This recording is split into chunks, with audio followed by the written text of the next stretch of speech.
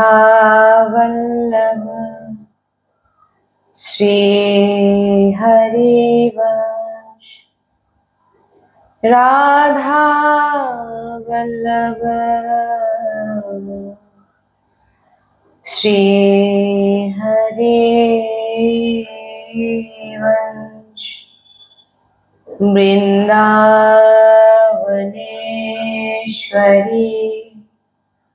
तवैव पदारविन्दं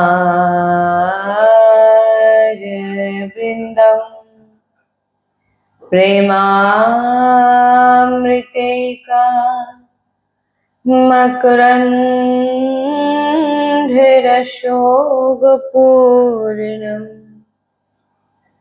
हृदर्पितं मधुपते स्मरतापमोग्रं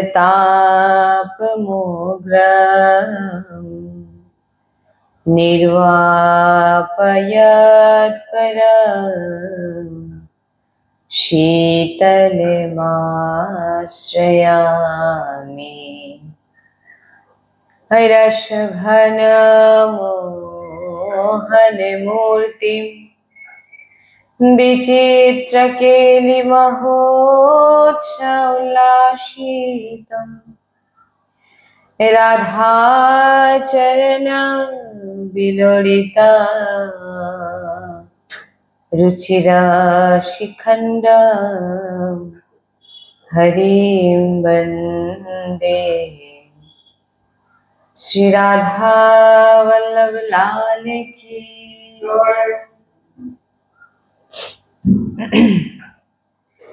परम सच्चिदानंद घन आनंद समुद्र परात्पत प्रेम रस प्रवाही श्रीमद श्री वृंदावन धामे समस्त खगमेघ पशु पाखी तरुलता श्री रजरानी जो श्री यमुना रसरानी जो समस्त ब्रजवासी परिकर समस्त प्रेमी महाभागवत रसिकजन समस्त सहचरी वृंद और प्राण आधार श्री जुगल सरकार अपार कृपा रसेर बर्षा करছেন और আমরা সেই অহেতুকী কৃপা প্রেম রসে ডুবছি এমন প্রত্যেক সেকেন্ডে আমাদের বিচার হওয়া উচিত। श्री राधा वल्लभ लाल की जय, सद्गुरुदेव भगवान की जय, वृंदावन बरसाना धाम की जय, महाप्रभु श्री हरिवंश चंद्र जी महाराज की जय, श्री यमुना रसरानी की जय, समस्त सहचरी वृंद की जय। जय जय श्री राधेश्याम, जय जय श्री राधेश्याम, जय जय श्री राधेश्याम, जय जय श्री हित हरिवंश श्री हरिवंश।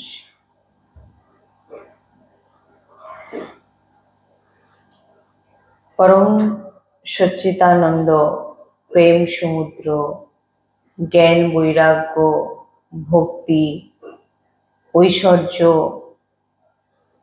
अनंत शक्तिर स्वामी श्री कृष्णचंद्र जो अर्जुन जी के निमित्त करे बानिए समस्त देहधारी के एमन अमृतमय उपदेश करছেন। यदि आमरा श्रद्धा विश्वास पूर्वक श्रवण करी मनन करी और आचरणे आनी तो এই जन्मे समस्त दुखेर नाश हुए परमानंदेर प्राप्ति भगवत प्राप्ति हबे। এই আমাদের মনুষ্য জীবনের অন্তিম চরম উপলব্ধি যে আমাদের চিন্তন শরীর ও সংসার থেকে রহিত হয়ে একমাত্র নিজের স্বরূপ आत्मा जीवन धन जुगल सरकारेर पूर्ण चिंतन होक নিত্য নিরন্তর অখণ্ড চিন্তন, এটাই উপলব্ধি।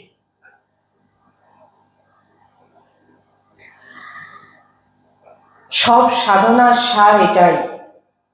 যদি আমরা ভগবত মার্গের চরণ না রাখি তো অনেক বড় ক্ষতি হয়ে যাবে। ভগবান আমাদের অনেক বড় সুযোগ দিয়েছেন, মানব দেহ দিয়ে, সৎসঙ্গ দিয়ে, ভগবত শরণাগত করে, যে তুমি আমাকে প্রাপ্ত করো। নিজেরা একবার উপলব্ধি করে দেখবে যে আমরা ভগবত প্রাপ্তির জন্য কত বড় ভগবান আমাদের সুযোগ দিয়েছেন, সৎসঙ্গ দিয়েছেন। প্রথম কৃপা আমি সবসময় বলে থাকি এবং সাধু মহাত্মা গুরুবাণীতেও শ্রবণ করেছি, যে মনুষ্য শরীর প্রাপ্তি, সে কেউ পাপীও যদি হোক, এটা হচ্ছে প্রথম কৃপা প্রত্যেক মনুষ্য দেহধারীর কাছে। এবং সেই মনুষ্য দেহ প্রাপ্তি হওয়ার পরে যে ভগবানের ভক্তি করবে এমন ইচ্ছে জাগ্রত হচ্ছে, সে হচ্ছে অতি কৃপা। আর যে ভক্তি করতে ভিতরে ভাবছেন যে আমি ভক্তি করব, এবং তার জীবনে সাধু সন্তের সঙ্গ প্রাপ্তি হয়ে গেছে, সৎসঙ্গ প্রাপ্ত হয়ে গেছে, তো একে অতি অতি অতি কৃপা বলা হচ্ছে। কারণ যার অন্তিম জন্ম হয় সেই সৎসঙ্গ পায়। আপনি প্রত্যেক দিন আসছেন, সৎসঙ্গ বসছেন, ধামের সেবা করছেন, এটা শেষ জন্ম, এটা ভেবে নিতে পারে। কেন না, এখানে পৌঁছাতে গেলে, এই জায়গায় আসতে গেলে, গুরুজিও বলে থাকেন দেখবেন, এই জায়গায় আর এই রসময় চর্চা, এই জায়গায় চরণ রাখতে গেলে যে একবার রেখে দিয়েছে, প্রথম তো লাডলি দৃষ্টি পড়ে গেছে, তাই সে এই জায়গায় আসতে পেরেছে রাধা কৃপাতে। আর এই জায়গায় এসে যে সৎসঙ্গে বসে সৎসঙ্গ শ্রবণ করে নিয়েছে, জেনে নিতে হবে তাই এটা অন্তিম। কেন? কারণ আমরা এগুলো সাধু সন্তের শ্রীমুখ, আমরা কখনো বেকার কথা বলি না, শাস্ত্র বিরুদ্ধ আচরণ করি না, শাস্ত্র বিরুদ্ধ কথা আমরা বলি না, আর বলতে জানিও না। কারণ আমরা যদি বলেছি তো গুরুজি যেটা শিখিয়েছেন আমরা সেটাই বলেছি, গুরুজি যেটা বলে সেটাই বলি। কারণ আমি এখান থেকে যতটা যা কিছু বলছি সবকিছু গুরুবাণী বলি, কারণ এখানে আমার নিজস্ব কোনো ভাবনা বা আমার নিজের কোনো বাণী নেই যে আমি বলতে পারবো।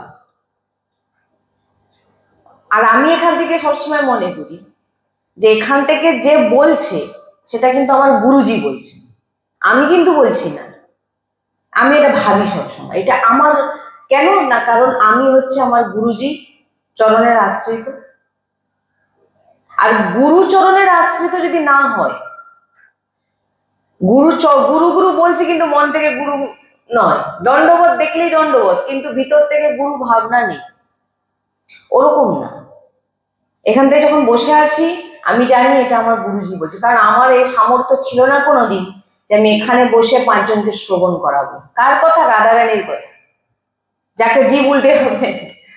হ্যাঁ, রাধা চর্চা শ্রবণ করা, রাধা চর্চাকে শ্রবণ করে হজম করা। হজম দেখুন, এমন এমন কিছু ভিটামিন খাওয়ার হয় না যেগুলোকে খেলে দেখবেন হজম হতে চায়। হ্যাঁ, সেই রকম রাধা নামকে হজম করারও ব্যাপার আছে। রাধা নামকে হজম করতে গেলে অনেক ব্যাপার আছে। তাই জন্য গুরুজি সবসময় সৎসঙ্গে বলেন ভজন করনা और भजन करके उसको पचाना, মানে হজম করা। এটা হচ্ছে অতি তুল্য। সৎসঙ্গ শুনে যদি আপনার ভিতরে দৈন্যতা না আসে, সৎসঙ্গ শুনে যদি আপনার ভিতরে আপনি নিজেকে পরিবর্তন করতে না চান, তাহলে ও সৎসঙ্গ শুনে কোনো লাভ নেই। ডেলি আসছেন, সৎসঙ্গ শুনছেন, কিন্তু বাইরে গিয়ে একই আচরণ করছেন, তাহলে কিন্তু আপনার সৎসঙ্গ শোনার কোনো প্রয়োজনই নেই। কেন? কারণ সৎসঙ্গ আপনাকে এই অন্তিম জন্ম, আমি কেন বললাম যারা সৎসঙ্গ শুনে নিচ্ছে তাদের অন্তিম জন্ম, কেন নিশ্চিত করে? সাধু সন্ত যখন বলেন তারা কি ফালতু কথা বলেন নাকি? এত বড় বড় মহাপুরুষদের এই যে দেখছেন এত বড় বড় রোগ, আমরা গুরুজির কাছে এটা পেয়েছি। এই যে এত বড় বড় সাধু সন্তকে দেখছেন তার এত বড় বড় রোগ হচ্ছে, তার কি পাপের ফল ভোগ করছেন নাকি? তিনাদের ছত্র ছায়ায় যে পাপীগুলো আছে না, ওই পাপীগুলোর পাপ তিনারা নিয়ে নেয়। এই যে গুরু বলছেন কোনো চিন্তা করো না, তুমি যত যা পাপ করেছো তোমার কল্যাণ যাবে, তুমি রাধা রাধা জপো। এর মানেটা হলো তার যত পাপ গুরু সাধু সন্ত তিনি গ্রহণ করেন, তিনি নিয়ে নিচ্ছেন। তুমি তাদের সাধু সন্তের মহিমা তুমি কি বুঝবে? এই সাধু অমুক রোগ হয়েছিল, তুমি ভাই কি মহিমা বুঝো? তুমি কি জানো? তাহলে তো তোমার উদ্ধার হয়ে যেত। এই জন্য এখান থেকে যখন যেটা বলা হয় সেটা গুরুজি বলে, আমি বলি না। এই কারণে আজকে বলছি, কারণ আমি নিজে জানি আমার যোগ্যতা কতটা। এই জন্য এখান থেকে যেটাই বলা হয় গুরুবাণী বলা হয়। তাই জন্যই বলছি যে এখানে যে প্রবেশ করেছে এবং এখানকার যে বলা বাণী শ্রবণ করে জীবনে ধারণ করছে, অহংকার শূন্য হয়ে, জীবনে তো ধারণ করে নিল কিন্তু অহংকার, এই আমি অমুক, মানে কি ভজন করে ভজনকে পচাতে পারছে না, মানে হজম করতে পারছে না। কি এসে যাচ্ছে? কি আসছে? অহংকার।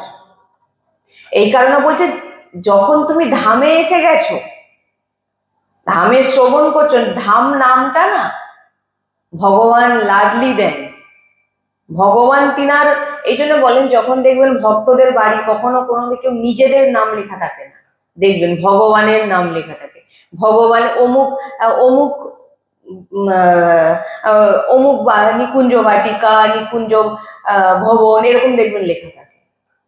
কারণ তারা নিজের কোনো কিছুই নিজের মনে করে না, সবকিছু সৃজির মনে করে। এই ভাবনাটা কোজনের আসে? দেখুন আপনারা, আমি যেটা করছি সবই আমাকে সৃজি করাচ্ছে, এই ভাবনাটা আপনার ভিতরে আসছে কি না আমি করছি আসছে? যদি আপনি ভেবে থাকেন আমি করছি, তাহলে কিন্তু জানতে হবে তো আপনার সৎসঙ্গ শোনা কিন্তু পুরোটাই ব্যর্থ। কেন? আপনার সৎসঙ্গ শুনে আপনার কোনো লাভ হয়নি। এই জন্য আমি কেন বললাম এখানে যে এসে যাবে, এখানে এই জায়গায় পৌঁছাতে যে পৌঁছে গেছে তার উদ্ধার কেন বললাম? যে এখানকার বাণী যদি কেউ হজম করে নিতে পারে, এখানকার বাণী যে ধরে নিতে পারবে এবং জীবনে আচরণে এনে নিতে পারবে, তার ভগবত প্রাপ্তি নিশ্চিত, তাকে আর জন্ম নিতে হবে না, গ্যারেন্টি। এটা আমি না, আমার গুরুজি বলে একদম গ্যারেন্টি, সে একদম ভগবত প্রাপ্তি নিশ্চিত, সে রাধারানীর চরণ প্রাপ্তি হবেই, সে নিকুঞ্জে সেবা করবেই। ওই জন্য আমি বারবার বলি না সব খাবো ভজন করব, যেখানে পঙ্গত পড়বে সেখানে গিয়ে বসে যাব, এটা কিন্তু ভক্তের চরিত্র নয়। ঠিক আছে?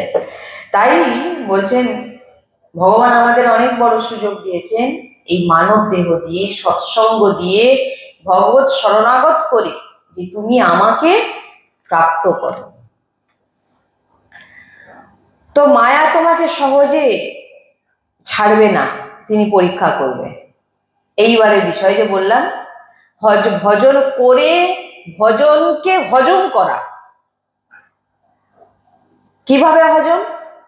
না মায়া আপনার সামনে এমন কিছু প্রশংসা এসে বসে, দেবীজি উফ কি প্রণাম আপনাকে, আপনার মতো প্রবচন শুনে আমাদের জীবন পাল্টে যাচ্ছে, আমি ভুলে গেলাম, উফ আমার কত নাম। এটা হচ্ছে কি মায়ার। আপনাকে যখনই গুরুজি বলেন, যখনই দেখবেন আপনার প্রশংসা হচ্ছে, জেনে নিতে হবে আপনার কোনো ভুল হয়ে গেছে। যত নিন্দা করবে তত আমরা লাডলির চরণাশ্রিত হতে পারবো। যত নিন্দা করবে, কারণ বলছেন যারা নিন্দা করেন তারা কি করেন না, যার নামে নিন্দা করছে তার সমস্ত, যেমন শুকর জীব দিয়ে তার যে শৌচকে পরিষ্কার করে, জীব দিয়ে বলে, যে যারা নিন্দা করছে না তার জীব দিয়ে তার সমস্ত পাপ চেটে নিচ্ছে। যা ওই জন্য গুরুজি সবসময় বলে যে যখন তোমার কেউ প্রশংসা করবে তুমি তখন জানবে আমার কিছু ভুল হয়ে গেছে, আর যখন দেখবেন তোমার নিন্দা চলছে তখন তুমি জানবেন যে তুমি সঠিক রাস্তায় এগিয়ে যাচ্ছ। যদি তুমি সত্যি প্রিয়তমকে চাও, যদি তুমি সত্যি ভালোবাসো, তো কোনো বিঘ্ন বাধা দুঃখ বিপত্তি আপনাকে আটকাতে পারবে না। মায়া কিন্তু তার শারীরিক থেকে সামনে দেখবেন আপনার অনেক বিপত্তি আছে। আমি সবসময় একটা উদাহরণ দিই না, যে কিছু কিছু ভক্ত আমাদের সঙ্গে এমন জুড়ে আছে যাদের জীবনে প্রচন্ড প্রতিকূল তার জীবনে চলছে, কিন্তু সে শ্রীজিকে ছাড়েনি। জোর করে আমিষ খাওয়াতে খেতেই হবে এমনও বলা হচ্ছে, মানে আমাদের এই বাণী অনুযায়ী চলে। তারা এই সৎসঙ্গ শুনেই তারা এই ভক্তি পথে এসেছে বা ভক্তি মার্গে চলছে শ্রীজির কৃপাতে। তাই বলছেন যে মায়া কিন্তু তোমাকে ছাড়বে না, মায়া তোমাকে ছাড়বে না, তিনি তোমাকে পরীক্ষা করবে। কিরকম পরীক্ষা? শারীরিক পীড়া দেবে, সামনের যে আপনার সামনে দেখবেন বিভিন্ন রকম প্রতিকূল পরিস্থিতি দেবে, দেখবেন যে আপনি কতটা তিনাকে প্রেম করেন। এবার এখানে বলছেন যদি সত্যি তুমি প্রিয়তমকে চাও তো কোনো বাধা দুঃখ বিপত্তি তোমাকে আটকাতে, যখন আপনি সঠিক ভজন শুরু করে নেবেন তখন দেখবেন সব থেকে প্রথম আপনার জীবনে দুঃখ দুর্দশা শুরু হবে। জেনে নিন, যে এই পথে আছেন সে তাকে জেনে নিতে হবে যে সঠিক ভক্তি একে বলে। জীবনে যদি দুঃখ না থাকে, শরীরে যদি পীড়া না থাকে, তাহলে আপনি জানবেন আপনি এখনো ভগবত মার্গে এগোতে ঠিকভাবে পারছেন। কারণ আপনি যত ভক্ত চরিত্র তুলে ধরুন, প্রত্যেক ভক্তের চরিত্র আপনি দেখেছেন যে নর্মালি কোন ভক্তের চরিত্র দেখেছেন? ওপর নিচ, কিন্তু বরং আমরা কি দুঃখ পাচ্ছি, আমাদের মানে আমি দুঃখী নয়, আবার এটা কেউ ভেবে নেবে না, ভাববে না হয়তো মনে হয় দুঃখী না, আমি দুঃখী না, আমি উদাহরণে বোঝানোর চেষ্টা করছি যে আমরা সবসময় সুখী।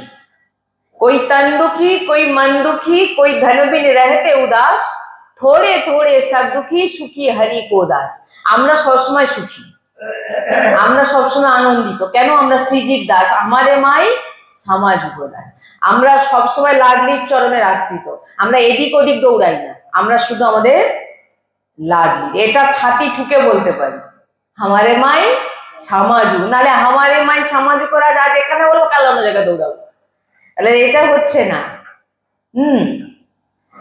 তো প্রভু করুণা করে এমন উপদেশ করেন যে সহজে তোমার ভগবত প্রাপ্তি হয়ে যায়। যখন প্রভু দেখেন যে আপনার সামনে অনেক বাধা বিঘ্ন ঘটছে, আপনি সেটাকে মেনে নিয়েও আপনি এগিয়ে যাচ্ছেন, আপনি শ্রীজিকে ভুলছেন না, আপনি লাডলিকে ছাড়া অন্য কিছু দেখছেন না, আপনি প্রভুকে ছাড়া অন্য কিছু চিন্তা করছেন না, বলছেন তখন এইভাবে প্রভু আপনাকে বলছেন করুণা করে এমন উপদেশ করে যে আপনার যেন সহজে ভগবত প্রাপ্তি হয়ে যায়। যিনি মনে করছে আমি প্রভুকে চাই, ধন্য তার জীবন, যতক্ষণ তোমার মধ্যে খিদে না হবে।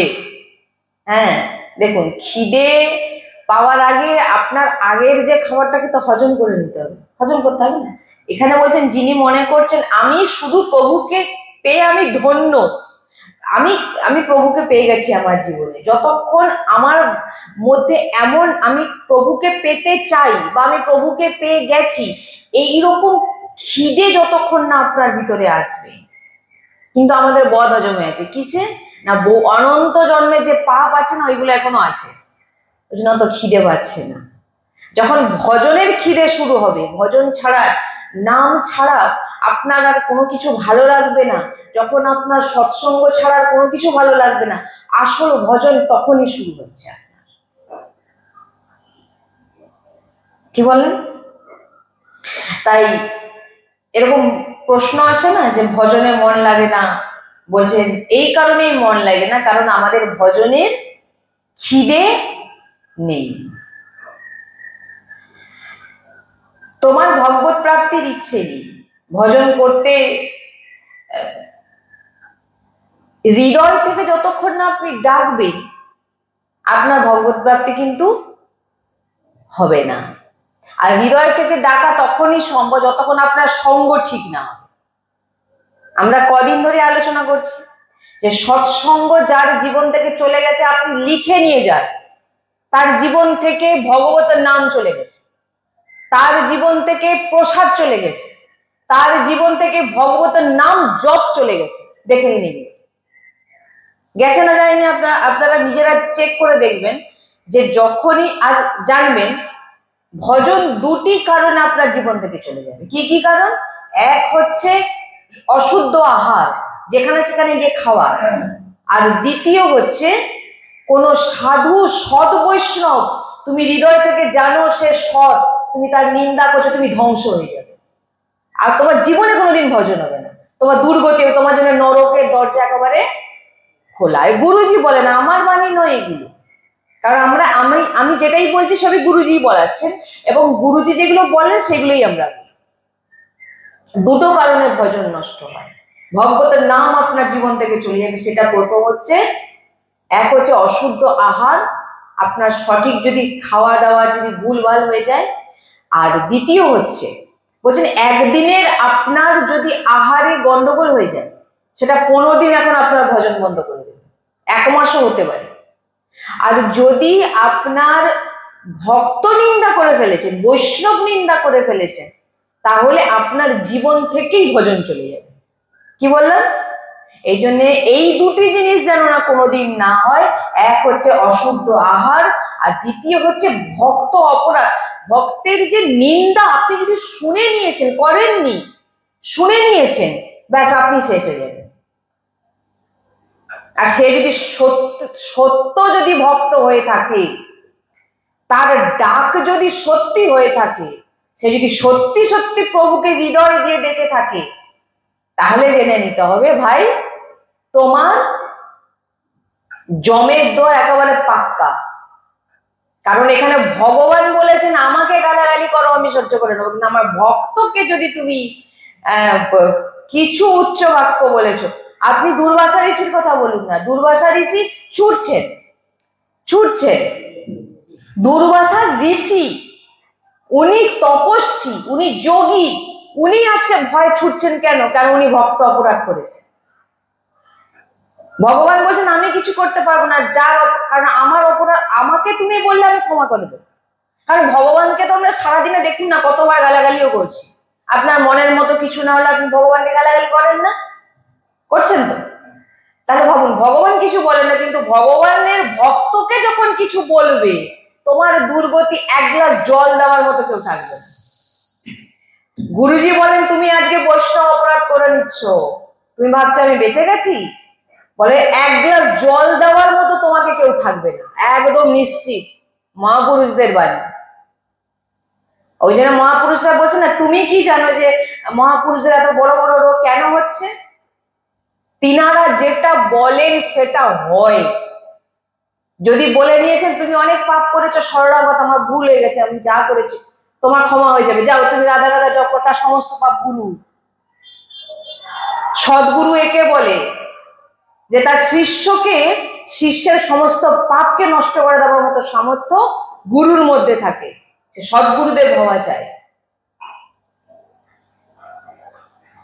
তাই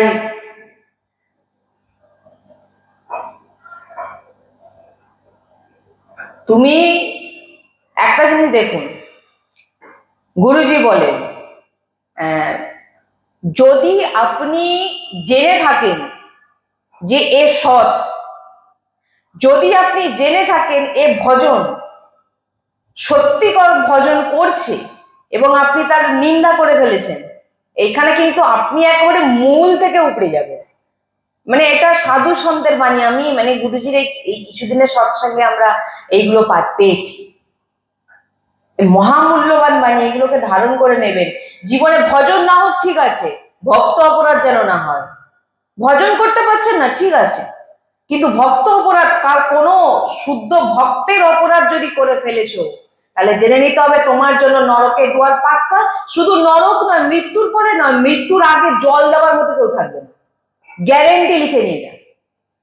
এটা মহাপুরুষ বলছেন, ভক্ত অপরাধ যে করবে তার কিন্তু কোনো ক্ষমা নেই। আর যদি সে সদ্গুরু হয়ে থাকে, সে যদি চুপ করে তোমার কথা সহ্য করে নেয়, মানে তার কথা আর বলার কি। কারণ যিনি সৎ ভক্ত হবে তিনি মুখের সামনে আপনার সামনে এসে ঝগড়া করবে না, করবে? সে কি করবে? কি করবে? হাসবে, কারণ প্রভুই আমার সামনে লীলা করছে। আর যে করছে তার তার গতি, ওই যে বললাম না যে গুরুজি একটা চরিত্র আমাদের অনেকবার শুনিয়েছেন। সেই চরিত্রটা হচ্ছে এক জমিদার ছিল। জমিদার খুব অত্যাচারী ছিল আর কি। মানে কারো যদি নতুন বউ আসে বা ঘরের মেয়েকে দেখলেই তুলে নিত, আর যত সম্পত্তি আছে সবার লিখে নিত। এমন ছিল, হেসা নিয়ে যেখানে দেখবে সেখানে কুপিয়ে মেরে দেবে যাকে, যার উপর রাগ হবে। বলে একটা সময় একটা ব্রাহ্মণ গেছে, গিয়ে বলছেন যে আমার এই যে জমি সম্পত্তিটা আছে, আর এই সম্পত্তিটা আমার মেয়ের বিয়ের জন্য লাগবে, আপনি কৃপা করে দিয়ে দিন। তখন বলে না, এখানে একটা কোনো কিছু এখান থেকে তুমি পাবে না, যতক্ষণ না তুমি আমার যে জিনিসটা সেটা আমাকে দিতে হবে, তারপর তুমি পাবে, নাহলে এখান থেকে কোনো সম্পত্তি তোমাকে দেওয়া হবে না। বলে ঠিক আছে। ব্রাহ্মণ দাঁড়িয়ে দাঁড়িয়ে কাঁদতে কাঁদতে, কারণ সে তো নিরুপায়, তার তো কিছু করার নেই, চলে গেলে। ওই যে ব্রাহ্মণের চোখের জল পড়েছে, আর এতদিন সে যা কর্ম করে এসছে, দুটো মিশার পূর্বের কর্ম। দেখবেন যারা ভগবত মার্গের পথিক না হয় তারা খুব সুখে। কেন সুখে? কারণ ভাগবতিক একটা বিধান আছে, যারা ভগবত মার্গে নেই তাদের প্রথমে তাদের পূর্বের যে কর্মগুলো আছে তাদেরকে দিয়ে দেওয়া হয়। আর ভাগবতিক মার্গে যখন আপনি চলবেন, আপনার পূর্বে যে পাপগুলো ছিল সেগুলো আগে আপনাকে নষ্ট করানো হবে। এইবারে যারা ভগবত মার্গের পথিক নয় তারা খুব টাকা পয়সা কামাচ্ছে, ও বাড়ি গাড়ি, কোনো অসুবিধা নেই, কিন্তু যখন তার পূর্বের পূর্ণ শেষ হয়ে যাবে, ওই যে বললাম এক গ্লাস জল দেওয়ার মতো কেউ থাকবে না। তো সেই জমিদারের কি হয়েছে, এডস ধরা পড়ল। গুরুজি নিজের সেই সময় গুরুজিরাও দেখেছেন, গুরুজি দেখা জিনিসই আমাদেরকে মানে বলেছেন যে এডস ধরা পড়লো। কিছুদিনের মধ্যে সে মারা গেল। এবং তার যে স্ত্রী ছিল, তার যে বউ আর ইত্যাদি, তার ভাইয়ের যারা পরিবারের যত সদস্য ছিল, বলে 2-3 বছরের মধ্যে পুরো ফ্যামিলি ধ্বংস হয়ে গেল। কেন? প্রথম তো দুষ্কর্ম, আপনার খারাপ কর্ম আপনাকে শাস্তি দিয়েই ছাড়বে, এক। আর দ্বিতীয় হচ্ছে ভক্ত অপরাধ। আপনি ভাববেন না ভক্ত দুর্বল, ভক্তের পিছনে কে আছেন জানেন তো? পিছনে বলছি, ভক্তের সামনে কে আছেন জানেন তো? তার ইষ্ট আছে। একটা গরু আর একটা বাঘ পাঁকে পড়ে গেছে। বাঘ প্রচুর চিৎকার করছে, বাঁচাও বাঁচাও, কিন্তু গরু চিৎকার করছে না, গরু চুপচাপই পড়ে আছে। তখন বাঘ বলছে যে কি রে, তুই চিৎকার করছিস না বাঁচার জন্য? বলে আমার চিৎকার করার দরকার নেই তো, কারণ আমার সন্ধ্যা অন্ধকার পড়লে আমার মালিক এসে যাবে আমাকে নিয়ে যাওয়ার জন্য, কিন্তু তুই তো, তোর তো কিচ্ছু নেই, তুই ওই ঢুকে তুই মর, তোর মালিক নেই। গুরু আছে সব সময়, এক। আর দ্বিতীয় হচ্ছে ইষ্ট সব সময় আগে চলছে। বিপত্তি বাধা সব আসবে, কিন্তু সেখান থেকে বার করাবেন কিন্তু তার ইষ্ট। কেন? সামনে তিনি বিরাজমান।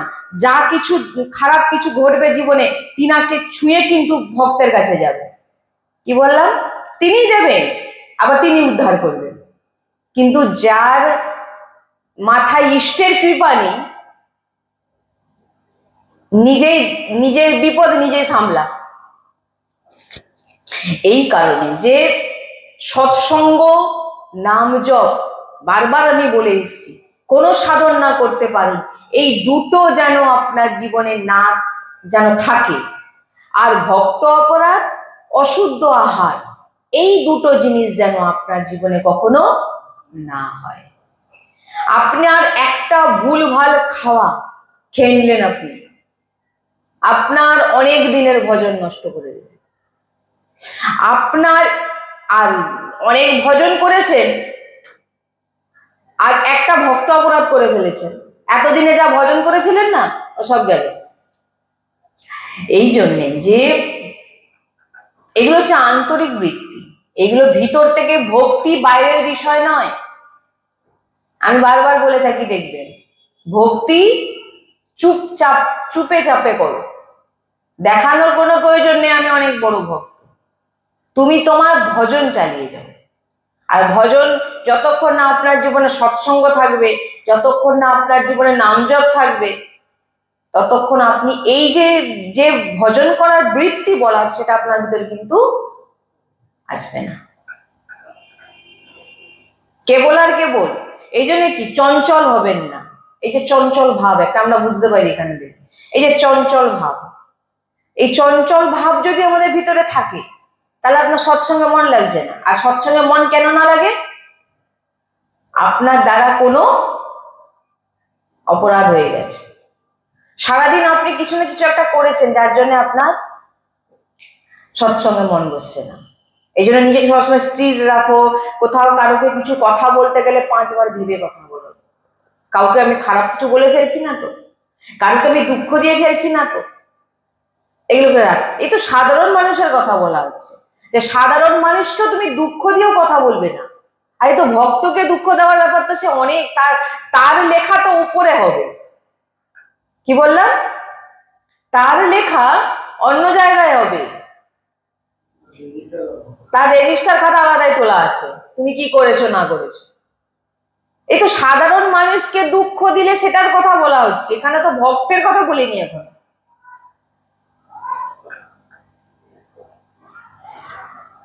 এই জন্য খুব সাবধান, এত সোজা নয়।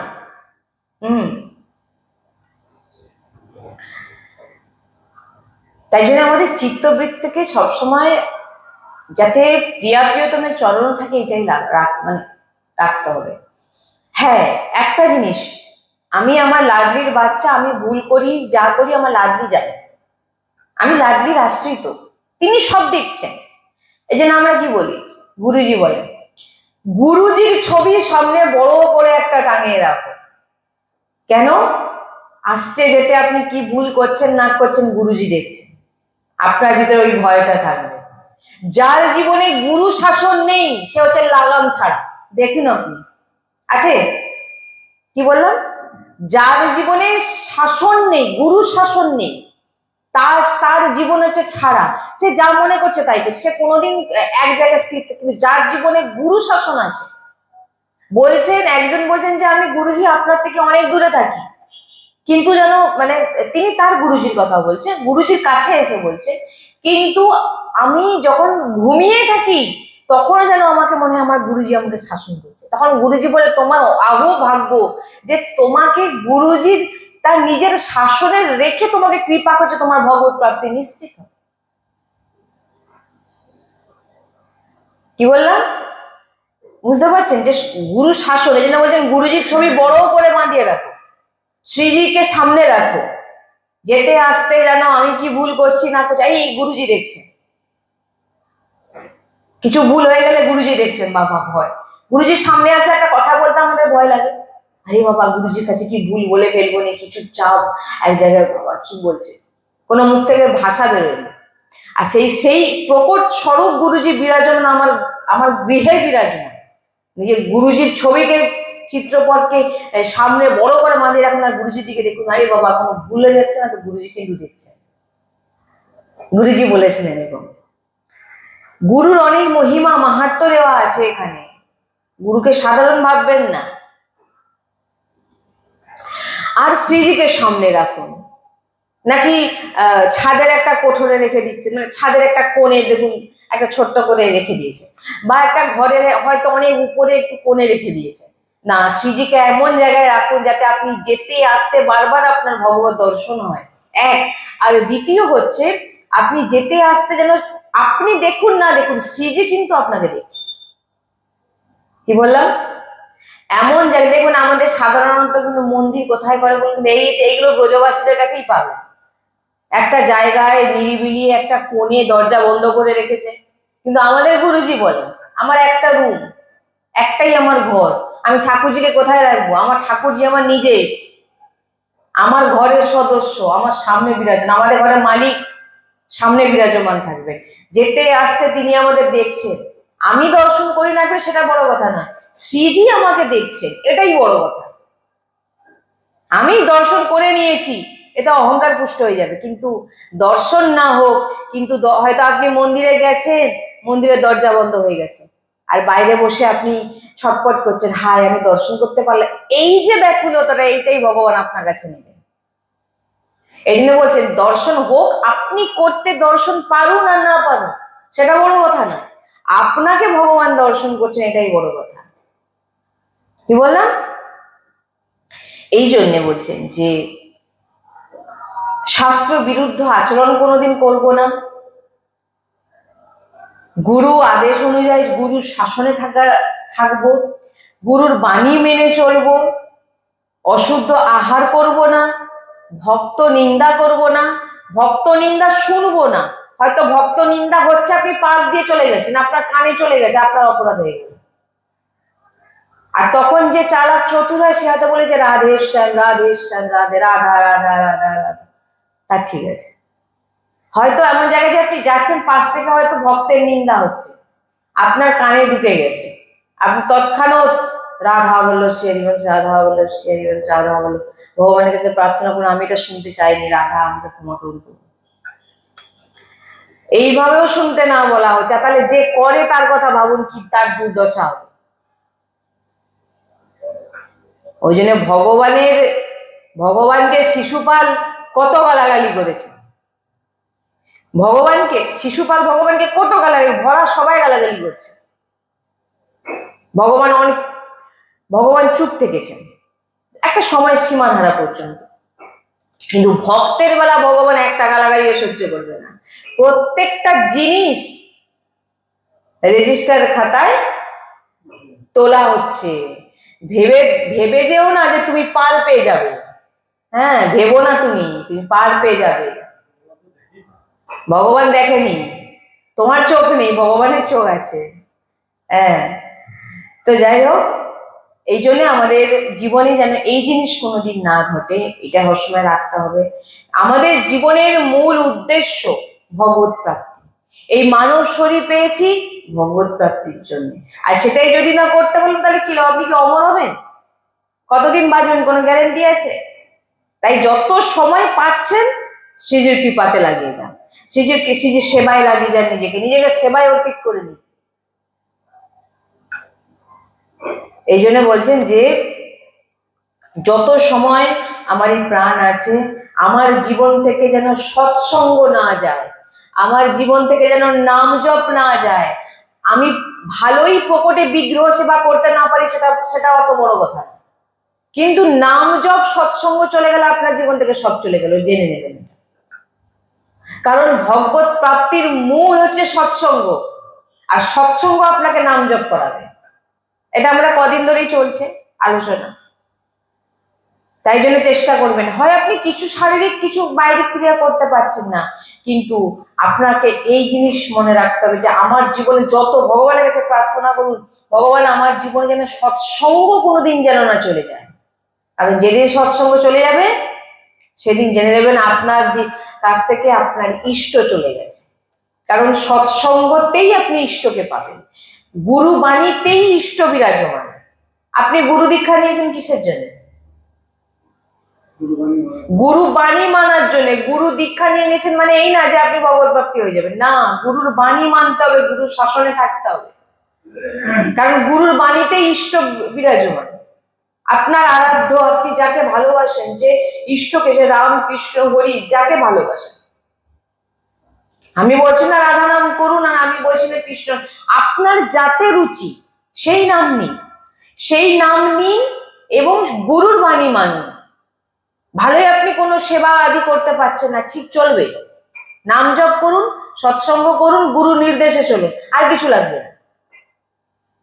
এবারে গুরুর বলা বাণী, গুরুর সেবাতে থাকুন।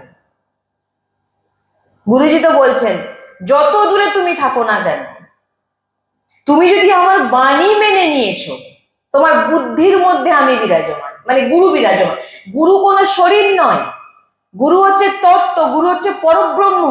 গুরুকে পরব্রহ্ম বল, যে তোমাকে নাম দিয়েছে, ভগবত নাম দিয়েছে, ভগবানকে চিনিয়েছে। যতদিন গুরু তোমার জীবনে ছিল না, তুমি ভগবানের সম্পর্কে কিছু, সবাই আমরা রাধা কৃষ্ণ জানি, কিন্তু যবে গুরুচরণ আশ্রয় হয়েছে, যবে গুরুজির বাণী শুনেছি, তবে থেকে আমরা রাধারানীকে জেনেছিলাম, আমরা রাধারানীকে জানতাম না। আমরাও ছোটবেলা থেকেই ভগবান শ্রীকৃষ্ণকে পাবো, ভগবান শ্রীকৃষ্ণ সবসময় রামকৃষ্ণ রামকৃষ্ণ গোপাল ইত্যাদি নাম নিয়েছি, কিন্তু রাধারানীকে আমরা তবেই জেনেছি যবে আমরা গুরু শরণাশ্রিত হয়েছি। চিনায় গুরু ইষ্টকে, নাহলে আপনি ইষ্টকে, এই যে আমরা রাধারানীর সম্পর্কে কিছু জানতামই না, রাধারানী কি, রাধারানী নাম নিলে কি হয়, এগুলো আমরা জানতামই না। সব গুরু চরণে আশ্রিত হওয়ার পর সবকিছু জানতে পেরেছি। গুরু বিন ভাবানিধি তারে না কই, ভেবে নিয়েছ গুরুর বিপরীত আচরণ করে আমার ভগবত প্রাপ্তি হবে? অসম্ভব, কোনোদিন হতে পারে না। তো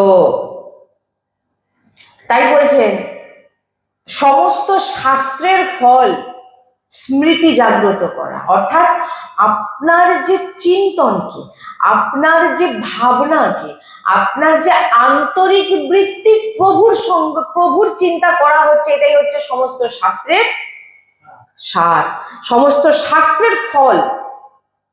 সব যত শাস্ত্র পড়ছেন আপনাকে একটাই দেবেন, অনন্যাস চিন্তে অন্তমা, নিরন্তর আমার চিন্তন করো, এটাই হচ্ছে মেন জিনিস। নিরন্তর চিন্তন নেই, বাইরিক আপনি অনেক সেবা করছেন, কোনো লাভ হবে না। কারণ ভগবান আপনার দেহর সঙ্গে কোনো কানেকশন নেই। কালকেও বলছিলাম, ভগবানের সঙ্গে কানেকশন আমাদের এই ভিতরের মন বলুন আর চিত্তবৃত্তি বলুন, এটার সঙ্গে কানেকশন ভগবানের।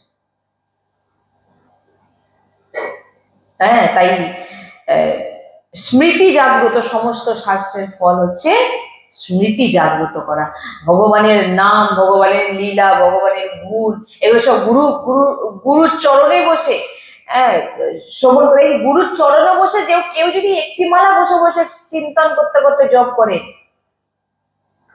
বলছেন কানেকশন আসবে গুরুর ভিতরের সঙ্গে তার শিষ্যের কানেকশন। এখান থেকে আমরা যা যা করছি গুরুজির নির্দেশে হচ্ছে। কি বললাম? রাধা কৃপা ধামে যা যা হচ্ছে সব গুরুজির নির্দেশে হচ্ছে। গুরুজি যা যা বলছে, গুরুজির হৃদয় যা যা চলছে, সেটাই এখান থেকে বলা হচ্ছে। অনেক সময় আমি অনেক কথায় আমি বলেছি, দেখবেন যে হয়তো আমি সৎসঙ্গে, আমি এটা বলতে আসিনি, এটা বলতে আমি চাইনি, কিন্তু আজ গুরুজির চিন্তনে এই সৎসঙ্গটাই ছিল, তাই এই সৎসঙ্গটা এখান থেকে আমি বলেছি অনেকবার। এটা আমি নিজে অনেকবার অনুভব করেছি। আর গুরুজির হৃদয়, গুরুজির ভিতরে যেটাই চলছে সেটাই কিন্তু এখান থেকে সেটা বলা হচ্ছে, গুরুজি বলছে।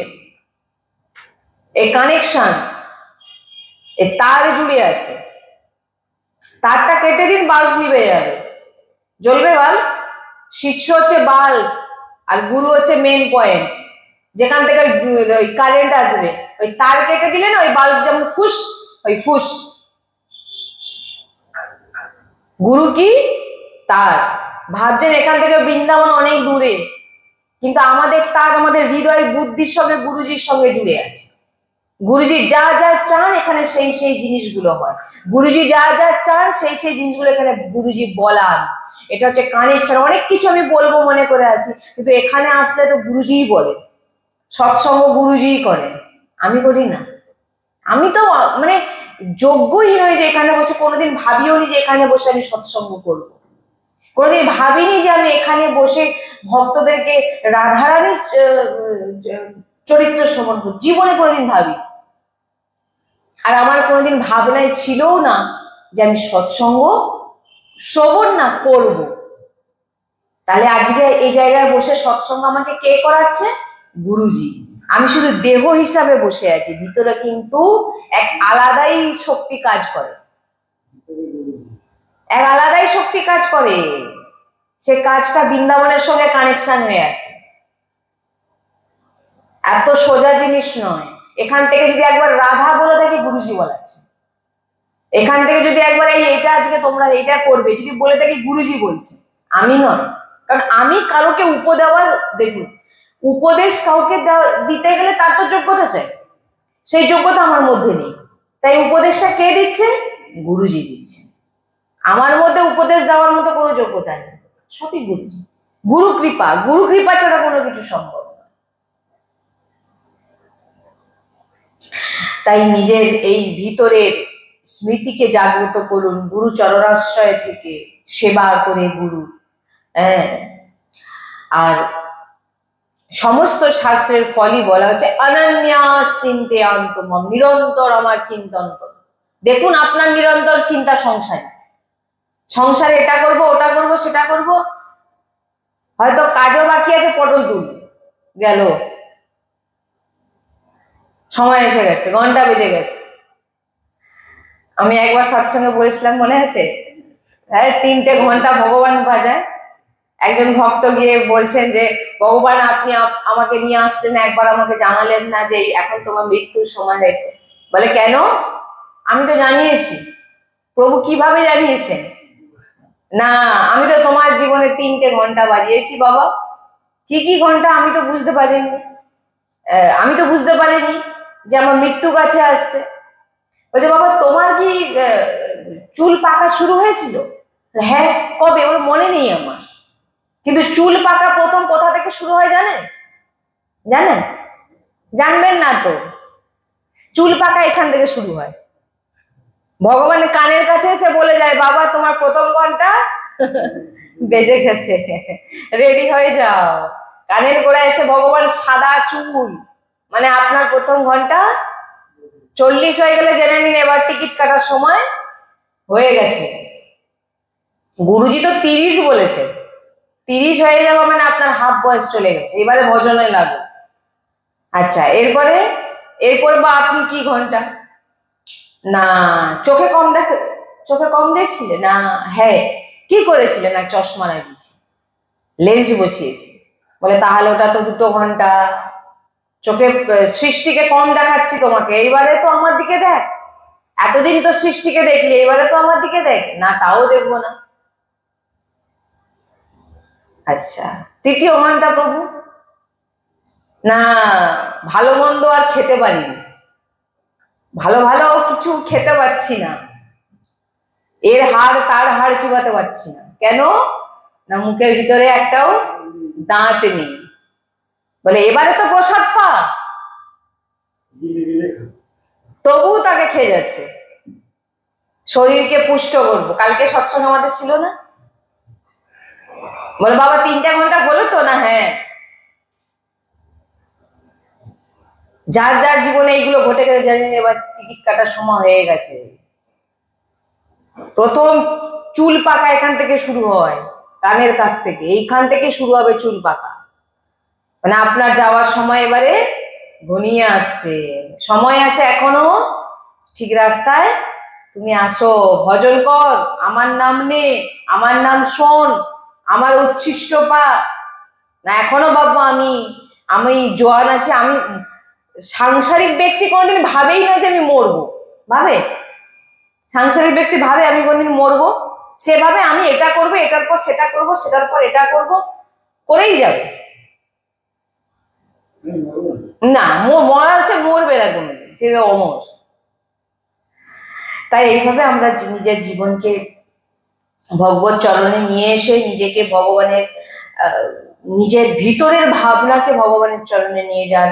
রাধা রাধা, আপনার যে নামে রুচি হয় সে নাম জপ করুন, যে কোনো একজনের সৎসঙ্গ শুনুন, তাহলে আপনার নিষ্ঠা বাড়বে, যে কোনো, আর কারোর শোনার দরকার নেই, যে কোনো একটি মহাপুরুষের শুনলেই আপনি উদ্ধার হয়ে যান, যে কোনো মহাপুরুষের।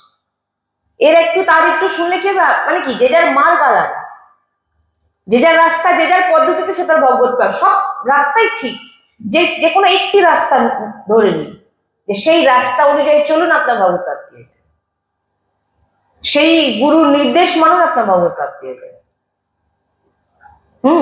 তো এইভাবে আমরা যদি ভজনে এগোই, তো আমরা খুব তাড়াতাড়ি আমরা ভগবত প্রাপ্তি করতে পারি। শ্রী রাধা বল্লভ লাল কি জয়, শ্রী হরিবংশ।